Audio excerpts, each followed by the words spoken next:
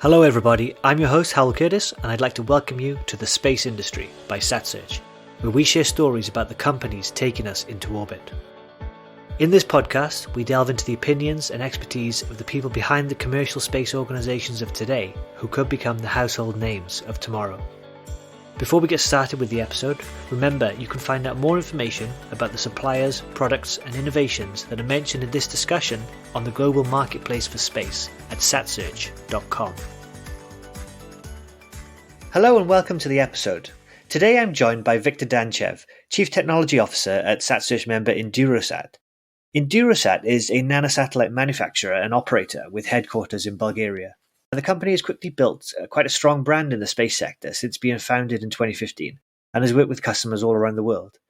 Today, we're going to talk a little bit about how to solve some of the common integration and operational challenges for shared and dedicated satellite missions. But first, Viktor, hello and welcome to the Space Industry Podcast. Thanks for spending time with us today. Hello, Hal. Nice to meet you. And thanks for the chance. Okay, let's get into the technical information.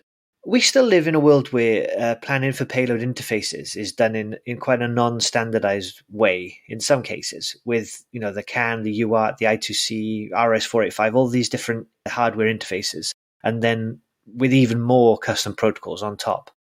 In your view, is standardization a good thing or a bad thing? In my view, standardization is always a knife with two edges. On the one side, it's really nice when we have something like the USB. When you think about it, people who are used to just being users of a PC, they never think about USB. They never think, is my USB stick going to be okay for this computer or that computer? All computers that have the USB, they support this. And on one side, standardization is awesome because of this. But on the other side, it also slows down progress. So the way that I see it, if you standardize too much, you are constraining and leaving people less room to do some innovations and to optimize in some way. If you, of course, go the other way, it's the extreme that we have right now in the space sector, which is almost nothing is standardized. There's so many protocols, probably every payload provider out there and every satellite provider out there has their own. And at some point, any integration is not just sticking your USB in the PC, but is writing all the drivers from scratch. So there is pros and cons, but definitely a situation where you're in one of the two extremes is always negative for one reason or another. And I think in general, what I've seen is that most standardizations, they come up when someone has become really tired of having to customize all the time. And when they just decide, I'm just going to take all of this and I'm going to make it into something really compatible. But guess what? Usually the person who starts this or the company that starts this, they're not the only one. So usually a lot of these flowing around. So definitely some form of standardization is good. Being flexible is good. And in the end, it's a trade-off between being able to have more flexibility on the payload side and being able to be really optimized and focused. Is there an impact on cost and timings in terms of the engineering if you spend time on different routes, standardized or not standardized? Yeah, definitely. There is a lot of difference because if you try to be one key that fits all locks, usually means that there's going to be a lot of overhead on top of you. So if you try to support everything all the time, it really puts a lot of difficulty on a system. And the way that we approach this at EnduroSat is that we have set up on the hardware side what we consider to be really needed by 95% of the market. We're seeing most commonly in the market and what most people are looking into. And then on the software side, we try to be as flexible as possible because the truth is that we live in a world where hardware change is not so necessary if you have the right software running on top. So this is something that we've learned and tried to use and to impact our customers by giving them something simple and something easy to integrate. And obviously the teams building payloads and companies building payloads are looking to work seamlessly with platform providers. At EnduroSat, you provide satellite services for shared and dedicated missions. What do you do at the company to make sure that payload teams can work seamlessly with you and indeed remotely, which has been such a challenge over the last couple of years? Regarding the actual integration, one of the things that we have undergone in the last year is we have launched our protocol that is called DSPS1, which is really made to simplify the customer's life. So one thing that it does is it allows you to automatically generate the full set of drivers from our platform to a payload by describing the functions of that payload in an IDL, in an interface design language. So a customer at this point, as long as they integrate this protocol on the very basic level with their payload, and we provide libraries for the most common operating systems like bare metal, so no OS, like FreeRTOS, Linux versions. And as long as they integrate this, they don't have to write from scratch all the functions of their payload and to give them to us and to lose literally in some cases months to try to be able to use their functionality and to try to use their commands. What they need to do is just describe in a very simple file these interfaces, and then the full driver on top is automatically generated, so that you literally send us a file, you integrate these very basic layers of the protocol, and as soon as we plug this file into our system, you get off-the-shelf integration with the platform, and you get off-the-shelf integration with the graphical user interface that we have for it. So you literally can command your payload from the graphical user interface we give for our platform, which in our review and in the feedback we've obtained so far is really a time savior, because in most cases the customer needs to spend months developing something like this themselves, which is not always compatible with what the platform provider does, and it can take an even longer time to integrate the two. Obviously, testing and qualification is so important, though, in that process. So in the system that we just described with such protocol automation, how do tests such as hardware in loop, software in loop, or AIT, how do they work in this environment? In the shared sat context, what we do is we expose a flat sat, so basically a satellite assembled on the ground for the purpose of testing. We expose a remote connection to it for customers, and we integrate their payloads in the same hardware configuration in which they will actually fly. We don't really focus on emulating the satellite, because a system like this, you always miss something if you try to emulate it all fully on the software level. But we actually connect the real hardware on an equivalent hardware like the one which is going to fly with an engineering model of the customer payload, or simply expose the payload remotely to it. And the customer is able to connect to it and to literally play with how they would operate their payload. And one thing that we do there is we introduce this whole system to a hardware in the loop simulation, which is integrating it the way that it's going to be in space. So things like the ADCS and the orbital position, it's simulating what the different sensors are going to experience, so that we can even play on the operational modes. So we can simulate situations where the satellite is tumbling, what the sensors are going to measure, what the temperature is going to be, of course, measurements of the sensors, and really give a complete end-to-end simulation of the system in order to track any ambiguities in the operational modes and any situations where this is not going to be, the way that they're formulated is not going to be optimal or going to be dangerous, so we can correct them. Do you have a sense of net effect on engineering time and costs and even lead time for the systems are with GUI-based interfaces for remote integration and testing, like you just explained? One estimate we have is from one of our customers that is flying a payload computer. They have their own device for performing high-speed computations on the satellite and processing data on the satellite. And they're based on a Linux system.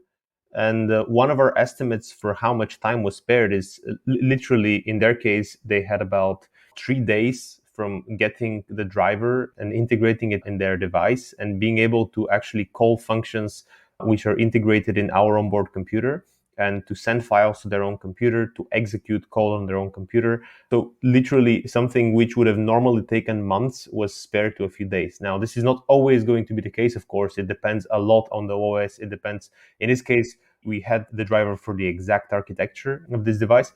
But the point is that even with the full adaptation needed to modify the protocol to a different architecture, we're looking at weeks as opposed to months. So at least a few times fold the decrease in integration.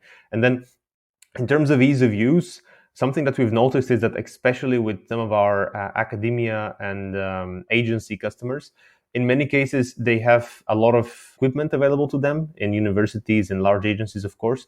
But especially for smaller startup companies, this may not always be the case. I mean, they may not have the most expensive spectrum analyzers, or they may not be able to have the full set of equipment they need to test something like a power system.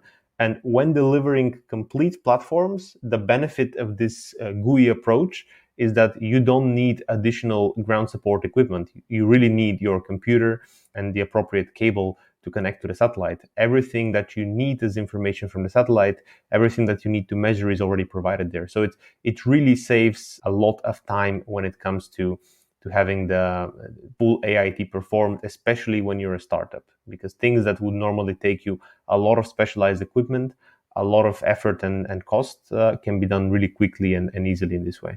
What about teams and companies that are developing payloads that have, an element of proprietary technology that they really want to protect, and they are most likely looking for privacy while developing the payloads and carrying out AIT, both on the ground and while operating the system in space? Because you've discussed, systems with a lot of remote access and sharing, and how do you address the issues such as privacy or payload operation and data protection?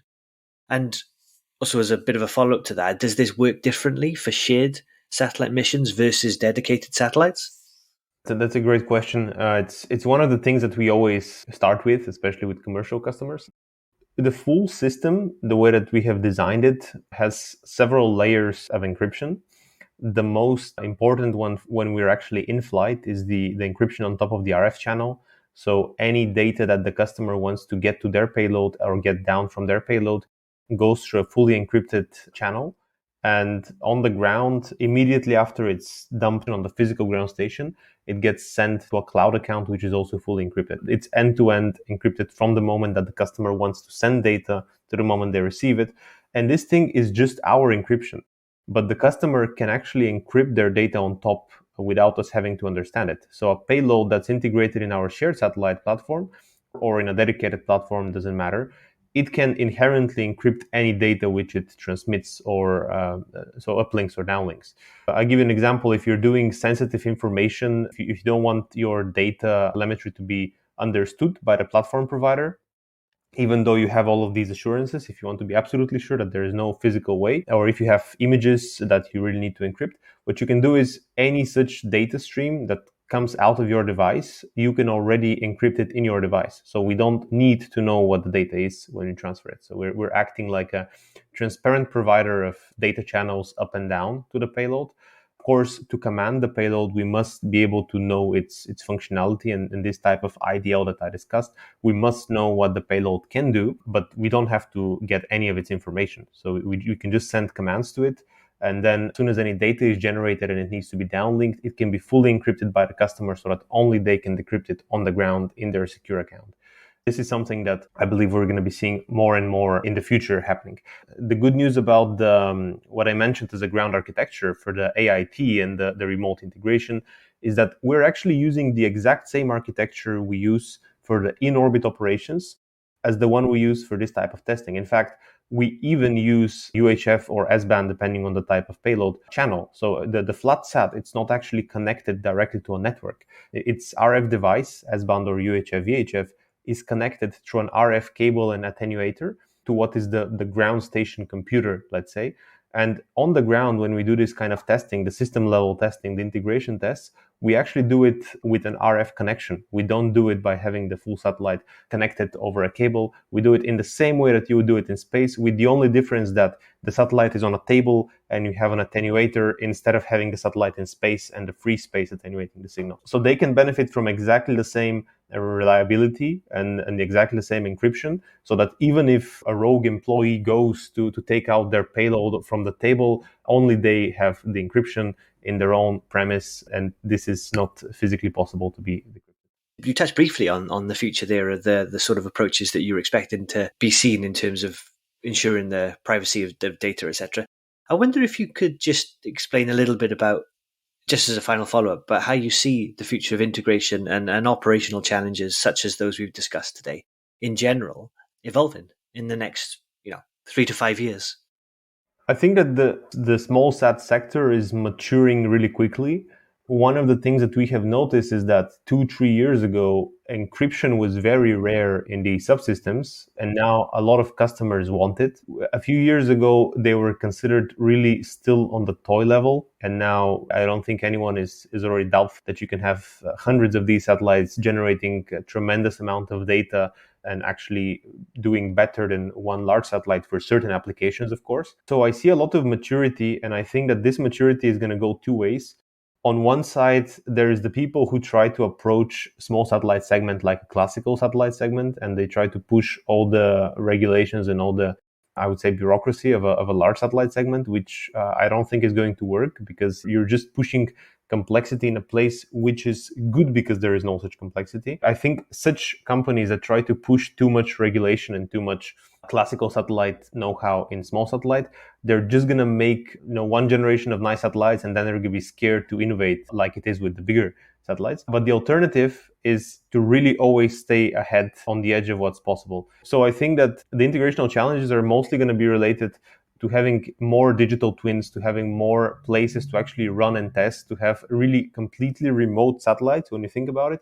Even if you have subsystems in different countries, to be able to integrate them completely remotely and to test that this thing works as a single system, and to really show how it would work at some point in space, even if you don't have them physically. And in the current era where I would say we are decentralized and cloud-oriented, companies that ride this wave of digitalization of technology, I think, are going to really benefit tremendous on the long run and produce the best results. Well, brilliant. That's a vision that would really democratize and open up the space industry across the world by removing the barriers to integration that can exist. So thank you, Viktor. That's great. I think that's a good place to wrap up. Some really interesting insights there for our audience into how different integration and mission design challenges are being solved today, which is great. Always great to learn from. So yeah, thank you very much for spending time with the Space Industry Podcast community. Thank you. And to all our listeners out there, thank you very much for listening, and hope you enjoyed the episode too. Remember that you can find out more about EnduroSat at satsearch.com, and we'll share the links in the show notes to the company's pages. On the platform, you can find out further technical details about the company's portfolio, and make requests for technical information and documents, ask for introductions to the company, quotes, or whatever else you might need for your trade study or procurement purposes. Thank you for listening to this episode of The Space Industry by SatSearch. I hope you enjoyed today's story about one of the companies taking us into orbit. We'll be back soon with more in-depth, behind-the-scenes insights from private space businesses. In the meantime, you can go to satsearch.com for more information on the space industry today, or find us on social media if you have any questions or comments. To stay up to date, please subscribe to our weekly newsletter, and you can also get each podcast on demand on iTunes, Spotify, the Google Play Store, or whichever podcast service you typically use.